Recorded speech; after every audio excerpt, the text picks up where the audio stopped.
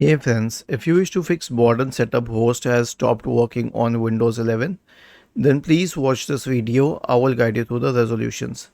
So the first solution is to perform a clean boot on your computer. And how would you do that? Search for system configuration in the Windows search bar and open system configuration. Go to the services tab.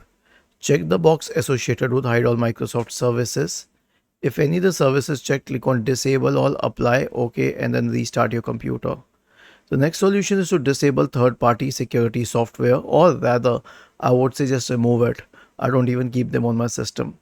Right click on the start button and select settings from the menu.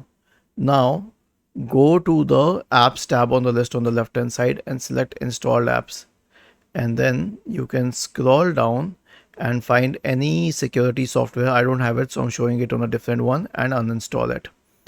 The last solution is an SFC scan, so search for command prompt in the Windows search bar and click on run as administrator. Type the command sfc /scan now and hit enter to invoke the SFC scan. Was this helpful? If yes, then please subscribe to the channel. If not, then let us know in the comment section of the video on how we could help you further. Thank you for watching this video and have a nice day.